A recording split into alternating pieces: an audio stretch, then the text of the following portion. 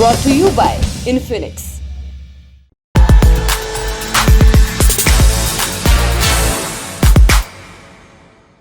नमस्ते, मेरा नाम है सौरभ और आप देख रहे हैं दी लल्लन टॉप शो। खबर है कि भारत अव्वल हो गया है, ह्यूमन राइट्स इंडेक्स में नहीं, हैप्पीनेस इंडेक्स में भी नहीं, डेमोक्रेसी इंडेक्स में भी नहीं, जनसंख्या में। यूनाइटेड नेशंस की the state of world population report 2023 के मुताबिक भारत ने चीन को पछाड़ दिया है और बन गया है दुनिया का सबसे ज्यादा आबादी वाला देश। भारत की जनसंख्या 142.86 करोड़ तक पहुंच गई है, वहीं चीन 142.57 करोड़ पर ही रह गया है, यानी 29 लाख का अंतर। यूएन के अनुमानों की माने तो दुनिया की आबादी 2023 के मध्य तक 804 करोड़ तक पहुंच जाएगी, यानी 8 अरब से ज्यादा लोग होंगे इस धरती पर, और 804 करोड़ में 142 करोड़ अपने हैं। ये तथ्य अपनी जगह, मगर ये किसी भी लिहाज से शुभ संकेत नहीं है। इसलिए आज बड़ी खबर में इसी मसले पर बात करेंगे और जानेंगे कि बढ़ती जनसंख्या का नफा नुकसान क्या है। नफा है भी कि केवल नुकसान ही नुकसान है, और अगर नफे या फायदे की कोई गुंजाइश है तो सरकार और समाज को ऐसे क्या कदम उठाने पड़ेंगे कि यह मसला हिंदुस्तान के पक्ष में ढल जाए। यूनाइटेड नेशंस की एक एजेंसी है यूएनएफपीए, पूरा नाम यूनाइटेड नेशंस पॉपुलेशन फंड। इसे पहले United Nations fund for population activity कहा जाता था। आज 19 अप्रैल को यूएनएफपीए की the state of world population report 2023 ने अपनी सालाना रिपोर्ट जारी की है। इसका नाम है 8 billion lives infinite possibilities, the case for rights and choice. Hindi में 8 अरब जीवन, असंख्य संभावनाएं। गुणा गणित से पहले आपको पॉइंटर्स में बताते हैं कि क्या बातें सामने आई हैं। रिपोर्ट में कहा गया है कि भारत में 14 साल तक के बच्चों की आबादी 25% है। 18% लोग 10 से 19 के उम्र के हैं। 10 से 24 साल तक के लोगों की संख्या 26% है। वहीं 15 से 64 साल तक के लोगों की संख्या 68% है, और 65 से ऊपर के 7% लोग हैं। यानी रिपोर्ट में कहा गया है कि किशोर, अधेड़ और बुजुर्गों की संख्या कुल आबादी का 75% है। 14 तक की उम्र के बच्चों की संख्या 25% है। क्योंकि हमने अपने ताकतवर और बड़े पड़ोसी मुल्क को पीछे छोड़ा है तो उनका कच्चा चिट्ठा भी यही बता देते हैं। चीन में 14 साल तक की आबादी 17% है, यानी भारत से 8% कम। 10 से 19 आयु वर्ग के बीच 12% आबादी है, भारत से 6% कम। 10 से 24 साल 18%, भारत से 8% कम। 15 से 64 साल 69%, इस मामले में भारत से ज़्यादा, केवल 1%। और 65 से ऊपर के लोगों की संख्या 14% है, ये भी भारत से ज़्यादा है। माने यूनाइटेड नेशंस ने बता दिया है कि भैया अब चीन हो गया है पीछे और भारत की आबादी है दुनिया में सबसे ज़्यादा। अब ये आप पर निर्भर है कि आप इस आंकड़े पर खुश होते हैं या गमगीन। आबादी का अध्ययन करने वाले कई लोग मानते हैं कि बढ़ती आबादी के फायदे भी हैं। प्रधानमंत्री नरेंद्र मोदी अपने भाषणों में डेमोग्राफिक डिविडेंड की बात अक्सर करते हैं, यानी कि जितनी आबादी अधिक उतनी ही अधिक वर्कफोर्स। लेकिन इतने सारे लोगों के लिए रोजगार कहाँ से आएगा, इस सवाल को हम फिलहाल यहीं छोड़ते हैं। जब आपका एक बड़ा यंग पॉपुलेशन है तो उसको डेमोग्राफर्स जो हैं वो उसको डेमोग्राफिक डिविडेंड कहते हैं कि किसी भी देश में जिसकी आबादी बहुत यंग है वो उस देश के पास एक विंडो है, एक वो अपॉर्चुनिटी है, खास मौका है कि वो इस पॉपुलेशन में इन्वेस्ट करे, क्योंकि ये बहुत इम्पोर्टेंट एज होता है जिसमें आप नेशनल डेवलपमेंट में कंट्रीब्यूट कर सकते हैं by being a part of the workforce. लेकिन उसके लिए जरूरी ये है कि आप इस पॉपुलेशन के हेल्थ, इनकी वेलबींग, इनके स्किलिंग, इनकी एजुकेशन, इन सारे फैक्टर्स में आप सही तरीके का इन्वेस्टमेंट करें। ये विंडो ऑफ अपॉर्चुनिटी जो है हमारे पास, अगर आज एक एवरेज इंडियन 28 ईयर्स का है तो आप सोच लीजिए आज से 30 साल बाद एक एवरेज इंडियन जो है वो 58 ईयर्स का होगा। तो आज से 30 साल बाद इंडिया के जो चैलेंजेस होंगे एक एजिंग पॉपुलेशन को संभालने के, जो आज दूसरे देशों में हम देख रहे हैं, जापान में देख रहे हैं, चाइना में भी एजिंग पॉपुलेशन बढ़ रहा है। ये प्रेपरेशंस हमें आज से करने की जरूरत है। मैं ये नहीं कह रही हूँ कि बढ़ती जनसंख्या के से एनवायरनमेंट पे प्रेशर नहीं पड़ता, जरूर पड़ता है। लेकिन आज हमारे पास जब ये बड़ी जनसंख्या है और इसमें इतने यंग लोग हैं, तो हमारे पास दो ऑप्शंस हैं कि हम या तो कंप्लेन करें या तो ये सोचें कि इस पॉइंट पे पहुंचने के बाद हमारे लिए सबसे अच्छा क्या होगा? चाइना ने बहुत तरक्की की है, बहुत तरक्की की है इसलिए भी क्योंकि उसने अपने डेमोग्राफिक डिविडेंड का फायदा उठाया है। जब उनके पास एक बड़ा यंग वर्कफोर्स था तो उन्होंने उसमें बहुत इन्वेस्ट किया है, और उससे उसके परिणाम हम देख सकते हैं कि चाइना ने कितनी तरक्की की है। देखिए, डेमोग्राफिक डिविडेंड आपको कब मिलेगा? डिविडेंड का मतलब क्या है? जब कोई भी इंस्टीट्यूशन, कोई भी ऑर्गेनाइजेशन प्रॉफिट में जाएगा तो आपको उसका डिविडेंड मिलेगा। आज आपके यहाँ आप क्या हैं? आज आप यहाँ पर cancer capital of the world हैं, आप labour capital of the world हैं। आप कैसा डिविडेंड चाहते हैं? आप क्या अपनी नेक्स्ट जनरेशन को मजदूरी कराना चाहते हैं या उसे स्किल्ड मैन पावर की तरह से यूज करते हैं? आपको, अगर हम डेमोग्राफिक डिविडेंड की बात करें तो डेमोग्राफिक डिविडेंड में हमें देश दुनिया में नंबर 1 होना चाहिए। हम क्यों नहीं हैं? छोटे छोटे अन्य देश हमसे आगे क्यों हैं? क्योंकि उनकी स्किल्ड मैन पावर है। और जो मैंने कहा, सप्लाई और डिमांड का रेशो जो मिसमैच्ड है, आज हमने भले ही राइट टू एजुकेशन के तहत गांव गांव में स्कूल खोल दिए हैं, लेकिन क्वालिटी ऑफ एजुकेशन कैसी है? क्या आप और हम, कोई भी व्यक्ति अपने बच्चों को उन सरकारी स्कूलों में पढ़ाना चाहेगा? कोई नहीं चाहता। तो मेन चीज ये है, उस डेमोग्राफिक डिविडेंड का लाभ हम तब ले पाएंगे जब हम अपने बच्चों के लिए, अपनी नेक्स्ट जनरेशन के लिए सप्लाई और डिमांड के रेशो को मैच करेंगे। यूएन ने जनसंख्या का डेटा इकट्ठा करना शुरू किया था 1950 से, और पीयू रिसर्च सेंटर की रिपोर्ट के मुताबिक तब से भारत की आबादी में 107 करोड़ से ज़्यादा का इजाफा हुआ है। आज़ादी के वक्त देश की जनसंख्या 36 करोड़ थी और अब, जैसा हमने आपको बताया, ये 143 करोड़ के करीब हो गई है। आखिरी बार जनगणना हुई थी 2011 में, और उसके मुताबिक भारत में हर साल 2 करोड़ 40 लाख बच्चे पैदा होते हैं और लगभग 88 लाख लोगों की मौत होती है। जोड़ घटाव करें तो हर साल आबादी में 1.5 करोड़ का इजाफा हो रहा है। एक और आंकड़े पर नजर मारिए। हमारे पास दुनिया का 2.4% भूभाग है, लेकिन दुनिया की आबादी में 18% हिस्सेदारी, यानी संसाधनों के हिसाब से आबादी कहीं ज्यादा है। ये डेटा 2011 की जनगणना का है। अब इसमें सबसे बड़ा सवाल यह है कि भारत में लगातार बढ़ रही आबादी का कारण क्या है। आपको 3 मोटे कारण बताते हैं। पहला, शिशु मृत्यु दर में गिरावट, यानी 1 साल से कम उम्र के बच्चों की मौतें घट रही हैं। दूसरा, नवजात मृत्यु दर में कमी, मतलब वो 28 दिन की उम्र तक के बच्चों की मौत में कमी आ रही है। और तीसरा, अंडर 5 मोर्टेलिटी रेट कम होना, माने 5 साल से कम उम्र के बच्चों की मौतों की संख्या घट रही है। ये संकेत अच्छे हैं, बेहतर स्वास्थ्य ढांचे के इंडिकेटर्स हैं, लेकिन एक समय के बाद इनका असर आबादी पर पड़ता है। हमने आपको अपने तय तो बताया कि आबादी बढ़ने के कारण क्या है। अब इस मसले को और बेहतर तरीके से समझने के लिए हमने बात की एक्सपर्ट से। सुनिए उनका क्या कहना है। देखिए, जनसंख्या बढ़ने के मेजर कारण इंडिया में हैं, जो यहाँ का टोटल फर्टिलिटी रेट आजादी के बाद से लगातार ज्यादा रहा है। नो डाउट उसमें धीरे धीरे सरकारों के, अलग अलग सरकारों के प्रयासों के द्वारा डाउनफॉल आया है, लेकिन क्योंकि हमारी यंग पॉपुलेशन बहुत ज्यादा है और हमारे करीबन 90 करोड़ लोग आज की डेट में वो 35 साल से कम आयु के हैं, तो अगर हमारा TFR, total fertility rate, down आ भी गया, तब भी जो पॉपुलेशन मोमेंटम है, जो रिप्रोडक्टिव एज में हमारी पॉपुलेशन ज्यादा है और ओल्ड एज पॉपुलेशन हमारी कम है, तो उसकी वजह से अगर सब 2 बच्चे भी पैदा करते हैं, तब भी हमारी पॉपुलेशन इंक्रीज अगले 35 वर्षों तक लगातार होती रहेगी। जनसंख्या वृद्धि को फर्टिलिटी रेट या प्रजनन दर से मापा जाता है। प्रजनन दर यानी एक महिला अपने जीवन में कितने बच्चों को जन्म देगी। राज्यवार प्रजनन दर के आंकड़े नीति आयोग की वेबसाइट पर मिलते हैं। इनके मुताबिक देश में 2016 में कुल औसतन प्रजनन दर 2.3 थी और इसके घटने का पैटर्न मिलता है। हम थोड़ा और पीछे जाएं तो साल 2000 में प्रजनन दर 3.2 थी, जो 2016 तक घटकर 2.3 हो गई। यूएनएफपीए ने अपनी रिपोर्ट में भारतीय महिलाओं की प्रजनन दर को 2.0 बताया है। नेशनल फैमिली हेल्थ सर्वे के भी आंकड़ों के अनुसार प्रजनन दर 2.0 ही है, यानी ये लगातार घट रही है। तो यहाँ पर एक सवाल मन में आता है कि जब जनसंख्या घट रही है तो जनसंख्या नियंत्रण उपाय की क्या जरूरत है। जब आप हेल्थ, एजुकेशन, स्किलिंग, इन सारी चीजों पे इन्वेस्ट करते हैं, तो इसके साथ जो एक वो फर्टिलिटी में जो गिराव देखा जाता है, वो बहुत स्वाभाविक तरीके से होता है। आपको कुछ फोर्स नहीं करना पड़ेगा।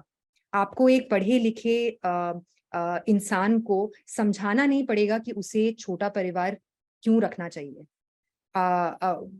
जैसे इसको कहते हैं इंग्लिश में कि with investments in health, education, skilling, fertility decline is a natural phenomenon. Development is the best contraceptive. Different states में आप और या districts में भी, अगर आप एक state के अंदर ही different districts को देखें तो उसमें disparities हैं। मतलब कुछ राज्य जो हैं वो ज्यादा अच्छा कर रहे हैं। अब जैसे कि आप साउथ इंडियन स्टेट्स को ही देख लीजिए तो उनका जो ये फर्टिलिटी डिक्लाइन जो था, जो इसको कह रहे हैं हम लोग, ये 2 बच्चे जो ऑन एन एवरेज एक औरत को होते हैं जब TFR 2 होता है तो ये स्टेटस साउथ इंडियन स्टेट्स ने तो 10 साल पहले ही अचीव कर लिया था। लेकिन आप बाकी के पैरामीटर्स भी साउथ इंडियन स्टेट्स में देखें तो आप देखेंगे कि एजुकेशन अच्छा है, हेल्थ इंफ्रास्ट्रक्चर अच्छा है, केरला में तो 100% लिटरेसी रेट है, डेवलपमेंट पैरामीटर्स, जॉब अपॉर्चुनिटीज सब कुछ बेटर हैं। लेकिन वहीं आप नॉर्थ में यूपी, बिहार, सेलेक्ट स्टेट्स को देखें तो वो उन स्टेट्स में अभी भी फर्टिलिटी रेट जो है वो हाई है। एजुकेशन लेवल्स भी जो हैं वो भी अगर आप कंपेयर करें तो उनमें भी अभी सुधार की जरूरत है। तो अभी आगे जाते हुए हमें बहुत कॉन्टेक्स्ट स्पेसिफिक, भारत एक बहुत ही डाइवर्स तरीके का कंट्री है, तो एक स्ट्रैटेजी जो शायद एक जगह चलती है, जरूरी नहीं है कि वही स्ट्रैटेजी किसी दूसरे स्टेट में या एक ही स्टेट में 2 डिस्ट्रिक्ट्स में चले। तो जरूरी ये है कि हम बहुत ही डिस्ट्रिक्ट और कॉन्टेक्स्ट स्पेसिफिक प्रोग्रामिंग की हमें जरूरत है। ये तो भाई समस्या। अब है कि समाधान की दिशा में क्या क्या हुआ है। चौथी पंचवर्षीय योजना 1966-74 में तेजी से बढ़ती जनसंख्या को नियंत्रित करने के लिए काफी बदलाव किए गए, परिवार नियोजन नीति लाई गई, इसके परिणाम भी देखे गए। हालांकि इसी दौर में इंदिरा गांधी सरकार ने जनसंख्या नियंत्रित करने के लिए नसबंदी को अधिक कारगर उपाय माना। इससे पहले तक वित्तीय और सामाजिक स्थिति में सुधार कर जनसंख्या नियंत्रण की बात होती थी। 1976-77 में बड़ी संख्या में नसबंदी की गई, खासतौर पर पुरुषों की। आपातकाल के दौरान जबरदस्ती और कठोर फैसले भी लिए गए। इसका परिणाम यह हुआ कि 1974-75 में 13 लाख, 75-76 में 26 लाख लोगों की नसबंदी, 76-77 में 81 लाख लोगों की नसबंदी की गई। इसकी वजह से तत्कालीन कांग्रेस सरकार को नुकसान भी झेलना पड़ा। आपातकाल के बाद हुए चुनाव में नसबंदी एक बड़ा मुद्दा था, कांग्रेस की हार हुई। फिर इसके बाद कम से कम अगले कुछ दशकों तक नसबंदी के मुद्दे पर किसी ने नहीं छुआ। इसके बाद 15 फरवरी 2000 को राष्ट्रीय जनसंख्या नीति 2000 लाई गई। इस नीति में गर्भ निरोध के उपायों को बढ़ावा देने, प्रचार प्रसार और नसबंदी पर ज्यादा जोर दिया गया था। नीतियों के बाद कानून पर आते हैं। जनसंख्या नियंत्रण और 2 बच्चों वाले कानून की मांग संसद में समय समय पर होती रही है। 2018 में लगभग 125 सांसदों ने राष्ट्रपति से भारत में 2 बच्चों की नीति लागू करने की मांग की थी। समय समय पर कई सदस्यों ने इसके लिए प्राइवेट मेंबर बिल भी पेश किया। 2019 में राज्यसभा सांसद राकेश सिन्हा और 2022 में गोरखपुर से सांसद रविकिशन लोकसभा में जनसंख्या नियंत्रण बिल लेकर आए। 2016 में सांसद प्रहलाद सिंह पटेल ने भी जनसंख्या नियंत्रण पर एक निजी सदस्य बिल पेश किया था। आजादी के बाद से ऐसे 35 से अधिक बिल विभिन्न दलों के सांसद पेश कर चुके हैं। लेकिन फिर सवाल यह आता है कि आखिर क्यों भारत में जनसंख्या नियंत्रण कानून नहीं बन सका। तो जो वंचित वर्ग है हमारा, गरीब वर्ग है हमारा देश का, वहां पे जनसंख्या की अधिकता है। लेकिन सरकारों ने वहीं पॉलिसीज क्या बनाई हैं, वो बिल्कुल उल्टी बनाई हैं। वहां पर जो इनकम टैक्स पेयर है उसको सिर्फ 2 बच्चों के लिए एजुकेशन में एग्जेम्पशन मिलता है इनकम टैक्स में। मैटरनिटी लीव हो और भी बहुत सारी योजनाएं, चीजें ऐसी हैं जिसमें सरकारी नौकरियां हो या चुनाव लड़ना हो या इंक्रीमेंट्स हो गवर्नमेंट जॉब में, तो वो उस वर्ग के लिए तो उन्होंने लिमिट करा जिनके ऑलरेडी 2 या उससे कम बच्चे हैं। जिनके ज्यादा बच्चे हैं वहां के लिए, उस जगह के लिए कोई भी पॉलिसी सरकार ने आज तक डिजाइन नहीं करी है। तो आवश्यकता इस देश के लिए अभी ये है कि सरकार, क्योंकि ये देश भी एक परिवार है, तो इस फैमिली का साइज इस देश की अर्निंग, इस देश की पॉकेट के हिसाब से क्यों नहीं डिसाइड होना चाहिए। जो टैक्स पेयर हैं उसके पैसे का प्रॉपर यूटिलाइजेशन या इस देश का डेवलपमेंट तभी हो पाएगा अच्छे से जब हम इसके फैमिली साइज को लिमिट करेंगे अकॉर्डिंग टू इट्स रिसोर्सेस, इनके रिसोर्सेस के हिसाब से। भारत में क्या क्या हुआ ये हमने आपको बता दिया। अब दुनिया की कुछ मिसालें भी दे देते हैं कि क्या क्या किया गया है। मसलन केन्या ने उपलब्ध संसाधनों के हिसाब से जनसंख्या की रफ्तार को कम करने के मकसद से परिवार नियोजन अभियान शुरू किए। वहीं रूस में उच्च मृत्यु दर के कारण जनसंख्या में गिरावट की समस्या पैदा हो गई है। कुछ लोगों का कहना है कि दवाओं और शराब की वजह से ये हुआ है, लेकिन हम आपको सबसे जाहिर उदाहरण देते हैं। चीन ने एक बच्चा सुखी परिवार की नीति दी, जिसे कहा गया वन चाइल्ड पॉलिसी। पहले आपको संक्षेप में इसका बैकग्राउंड बता देते हैं। भारत में जनसंख्या नियंत्रण को लेकर चेतना बहुत देर से जागी और कहीं कहीं तो जागी ही नहीं, लेकिन चीन इस मसले में आगे रहा। 1949 में पीपुल्स रिपब्लिक की स्थापना के साथ ही चीन ने जन्म नियंत्रण और परिवार नियोजन की योजनाओं को बढ़ावा देना शुरू कर दिया था। हालांकि 1976 में माओ सेतुंग की मृत्यु तक इस तरह के प्रयास छिटपुटी रहे। फिर 1970 के दशक के अंत तक चीन की आबादी तेजी से 1 अरब के आंकड़े की तरफ बढ़ रही थी और चीन के नए नेतृत्व ने जनसंख्या वृद्धि दर को रोकने के लिए गंभीरता से विचार करना शुरू कर दिया। नतीजतन 1978 के अंत में एक वॉलंटरी प्रोग्राम का ऐलान हुआ। इसमें परिवारों को 2 से ज़्यादा बच्चे पैदा न करने के लिए प्रोत्साहित किया गया। एक बच्चा हो तो और बेहतर। फिर कुछ समय में नीति निर्धारण करने वाले लोग प्रति परिवार एक बच्चे की सीमा तय करने की बात करने लगे। फिर आई वन चाइल्ड पॉलिसी, देश भर के परिवारों को एक ही बच्चे तक सीमित करने की नीति, जो 1980 और 2015 के बीच चली। चीन की जनसंख्या घटी भी, लेकिन चीन को इसकी भारी कीमत चुकानी पड़ी। सेक्स रेशियो बिगड़ गया, बहुत सारी बच्चियां अनाथ हो गईं, बूढ़ी आबादी बढ़ने लगी। इसीलिए हमने एक्सपर्ट से पूछा कि जनसंख्या को लेकर चीन जैसी आक्रामक नीतियां हमारे देश में लागू क्यों नहीं हो सकती। तो इंडिया की पॉपुलेशन जो है वो स्टेबलाइज करना शुरू हो चुकी है। हमारी जो फर्टिलिटी रेट, ये जो एवरेज नंबर ऑफ चिल्ड्रन जो एक औरत को होते हैं उनकी पूरी लाइफ टाइम में, वो 2 है।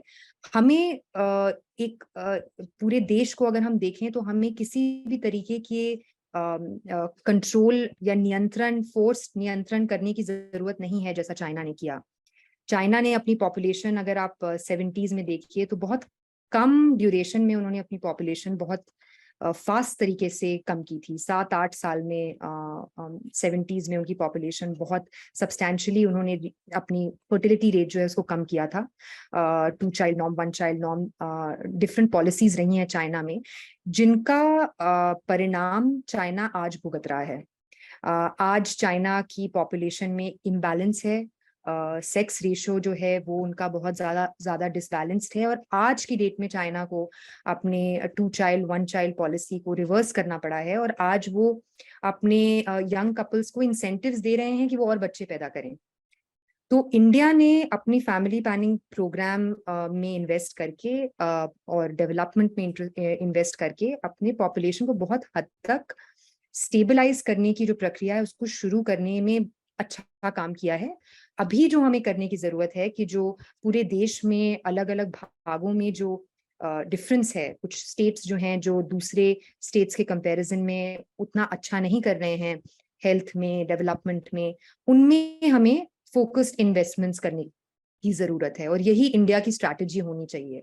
अब इस डिस्कोर्स में आपको एक बहुत ही अहम सवाल की तरफ ले चलते हैं। पिछले कुछ सालों में हमने ये भी देखा है कि जब भी जनसंख्या वृद्धि की बात होती है तो एक समुदाय को खास तौर पर निशाने पर लिया जाता है। हमारे सामने तमाम पॉलिटिकल लीडर्स के साथ साथ रिलीजियस लीडर्स के भड़काऊ बयान पड़े हैं, जिनमें कहा जाता है कि मुसलमान ज़्यादा बच्चे पैदा करते हैं। आप भी इतना ही करिए। लिस्ट बहुत लंबी है, हम उधर नहीं जाएंगे। हम तथ्यों की बात करेंगे और थोड़ा सा समझने की कोशिश करेंगे कि क्या वाकई ऐसा है। नेशनल फैमिली हेल्थ सर्वे देश में जनसंख्या से जुड़े आंकड़े जारी करता है। इसके 2004-05 के आंकड़ों के मुताबिक मुस्लिमों में प्रजनन दर 3.4 थी। इसको थोड़ा और सरल करके बताएं तो औसतन हर 10 मुस्लिम महिलाएं 34 बच्चों को जन्म देती हैं। हिंदुओं में 2004-05 प्रजनन दर 2.6 थी, यानी 10 महिलाओं के 26 बच्चे। यानी हिंदुओं के बरक्स मुस्लिमों में प्रजनन दर 30.8% ज़्यादा है। आसान गणित लगाएं तो हर 10 महिलाओं पर हिंदुओं के बजाय मुस्लिमों में 10 बच्चे ज़्यादा पैदा होते थे। 10 महिलाओं पर 10 बच्चे ज़्यादा मतलब औसतन हर महिला पर 1 बच्चा ज़्यादा। ये 2004-05 का आंकड़ा था। अब आते हैं 2019-21 के आंकड़ों पर। इन आंकड़ों के मुताबिक हिंदुओं में प्रजनन दर घटकर 1.94 पहुंच गई है। माने कि 2004-05 में जो 10 हिंदू महिलाएं औसतन 26 बच्चे पैदा करती थीं, तो 2019-21 में 10 महिलाएं 19 बच्चे ही पैदा करती हैं। वहीं मुस्लिम महिलाओं की बात करें तो ये दर घटकर 2.3 पर पहुंच गई है। माने कि 2004-05 में अगर हर 10 मुस्लिम महिलाओं के 34 बच्चे होते थे, तो 19-21 में घटकर ये संख्या 23 हो गई। हमने आपको 15 सालों के फासले पर 2 आंकड़े बताए। हिंदुओं में ये घटोतरी हुई 26 से 19 और मुसलमानों में 34 से 23। तो इन आंकड़ों से क्या नतीजा निकलता है? यही कि हिंदू और मुस्लिम दोनों में प्रजनन दर घट रही है। मुस्लिमों में अभी भी हिंदुओं से प्रजनन दर ज़्यादा है, लेकिन उनकी घटोतरी का दर भी ज़्यादा है और लगातार घट रहा है, और सभी समुदायों में ये घट रहा है। पहले भी सुना पढ़ा होगा, भारत एक विकासशील देश है, विकसित होने को अग्रसर है। लेकिन हम मिस क्या कर रहे हैं? भारत के पास युवा आबादी का भंडार है, लेकिन इस पर कोई सकारात्मक नियंत्रण नहीं है। स्वीपिंग रिमार्क्स के लहजे में कहा जाता है, युवा दिशाहीन है, जगह कम पड़ने लगी है, बहुत भीड़ है। लेकिन जब पॉलिसी लेवल पर गंभीर चर्चाएं भी होती हैं, तो इन स्वीपिंग रिमार्क्स में तथ्य दिखता है। भूमि सीमित ही है, लोग लगातार बढ़ रहे हैं। किसी भी योजना की बुनियाद में सबसे बड़ी दिक्कत है जनसंख्या। ये जितना भी स्वीपिंग लगे है तो तथ्य ही प्रकट तौर पर सबके सामने है। इसीलिए ज़रूरी है कि सभी स्टेक होल्डर से बात कर एक नीति बने। आपका इस पूरे मसले पर क्या सोचना है, हमें कमेंट बॉक्स में लिखकर ज़रूर बताएं। बाकी आज का ललन टॉप शो यहीं खत्म होता है। शुक्रिया, शुभ रात्रि। सिर्फ 59 रुपए महीने में पाइए यूट्यूब पर LT प्रीमियम। किसी भी प्लेटफॉर्म से 3 दिन पहले देखिए हमारे प्रीमियम प्रोग्राम, जैसे guest in the news room, किताब वाला आदि। इसके अलावा बहुत कुछ। सब्सक्राइब करने के लिए ललन टॉप के यूट्यूब चैनल पर जाकर क्लिक करें ज्वाइन बटन।